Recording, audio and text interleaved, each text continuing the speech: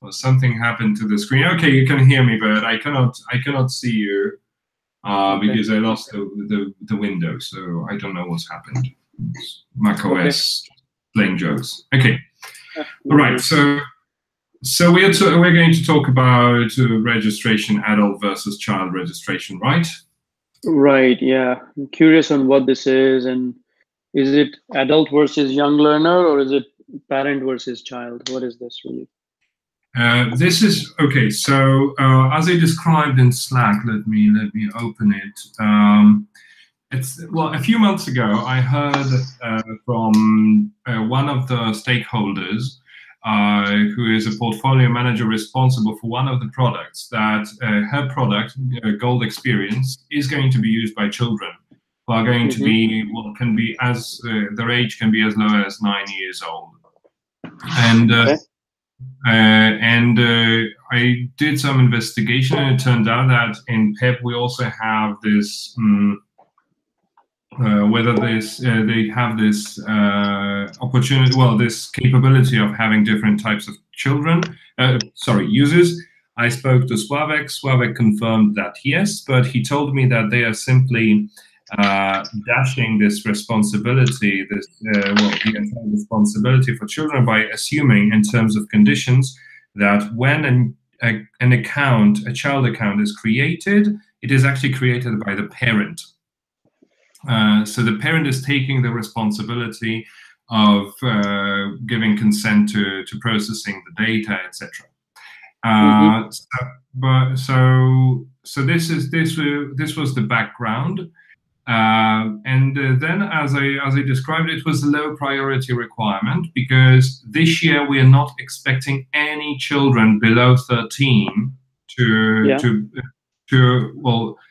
use the app, because I even confirmed it with Joanne Hunter, responsible for one product, that they are going to be 14 years old, and from Imogen that it's going to be maybe 13 or even 12, but very, very few. That's what she said. So we are not expecting children below 13 soon using that widely. But at some point we might encounter such requirements, especially that Gold Experience A1 is going to be created next year, and then we can expect children who are even 9 years old. Right. This affects the app only in terms of the UI by just changing the colors, right, of the UI, and we have mechanisms. I remember Vina, just before she left for her maternity leave, she developed that, and the only thing is that we need to somehow handle that in our database, which is actually PEP Pulse 2.0, whatever it's going to be at that time. So that's the background, and that's what the requirement is, and these are the, let's say, timescales as well. Okay, so let's say you put a young learner UI for a 13-year-old, for a 12-year-old. What's the age separator? Is it 9 or 13? What is it? As far as I know, it's 13. This is what the legal said. So it's 13. So let's say I'm 12, and my parent picks up this thing and constructs a UI for me, and says that I'm a young learner, so I got a child view now. And now, in 2 months is my birthday, so I am going to be 13. How do I upgrade myself to a adult learner UI? Yes, and that's a very good question. Due to the fact that, well, I did not give it much insight because it was, as I said, low priority. I even didn't start thinking about the stories for that. This is probably, I need to speak to Nathan about that and just figure out what the process should look like. There needs to be such opportunity because we need to allow web users to, first of all, upgrade their accounts and also change the UI because they might want to.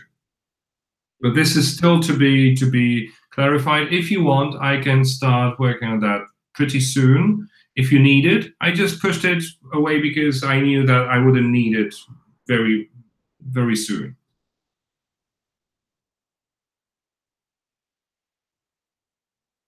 Okay. Well, just keep in mind that for the time being, anything that you have been committed to from a services standpoint that doesn't exist yet, as I suggested, it really does not exist. So we have to rediscuss all service priorities, not about what's just not about what services to build, but also where to build. I'm sorry, Manik, but I can't hear you. I'm sorry.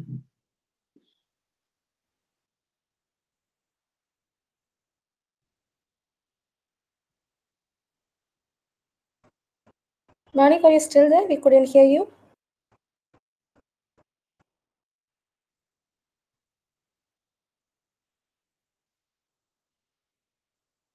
So let me rejoin meanwhile, so that I get control over my Chrome. So let me get back in a second. Okay.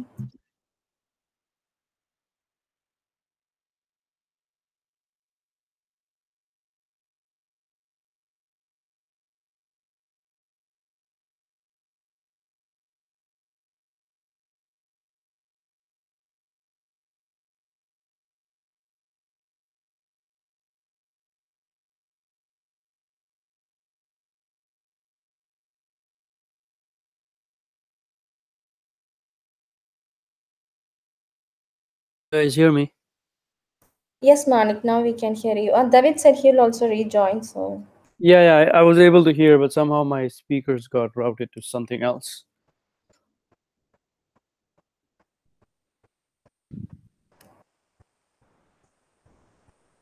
Has there been any conversations around where the data lives for this particular thing?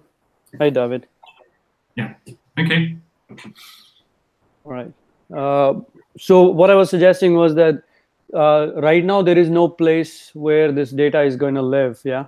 You have to, before we start holding this data, you have to decide how you will upgrade a user's profile from a child to an adult. Okay. Okay. Because in one case it is a parent-child relationship. Yeah. In other case it's a student versus teacher, and in other cases it is just about user preferences. So until we know, we can't really store this data anywhere. So keep in mind, if Slavik has commented on something, let's say more than, if he has commented on something, anything in last 3 weeks, he should not have commented. And if he's commented on anything before that, that comment is now no longer valid. Okay. That's understandable. Okay, so from my end, what I'm going to do is I'm going to work with Nathan to just clarify what the process should be, and then come back to you with the requirements, with the whole user journey Right. of what it should be, so that we can just design the data model. Yeah, we have a digital library being used in India where this problem is now there because we don't know how to solve it, because at the time nobody asked the question and it wasn't in my control at all, so I couldn't do anything. And there they're running with the same thing where every student gets a young learner UI regardless of how old you are. And now the only way to change that is to do a software upgrade. You can't just give something to the user to self upgrade to a new UI. And with Okay. mobile, and that's a website, so it's easier, but with a mobile application it becomes more difficult problem to solve. Okay, understood. All right, so okay, so I'm on it. So I'm gonna write an action point for myself to discuss it with Nathan and also with the stakeholders, what the precise requirements are, and Yes. come back to you with the details. Yes, please. Okay, sounds good. Okay, great. All right, that's all I Okay. needed. Thank you very much. Okay, so see you later today, Manny, right? See you later. Yes, we are speaking later today. Parent app, UX, Nathan's presenting his other. Oh, darn. Okay, sure, yeah. So with that, let me ask you something. With that UX proposal, have you reviewed it? The one by Nathan. Yeah. I still haven't received it. Okay. If you are, see, here's the thing. If you are in absolute disagreement with what it is, there is no reason for me to be on that call. Yeah. Mm-hmm. The only reason I am there is to ask you questions and answer your concerns. With Yes. the Right. Yep. So because if the product team is not in agreement with the UX, there is I don't want to just partner up with UX team and do whatever they want. And given my opinion on it, you already are aware that I think it's way too complicated, and it can be done much simply.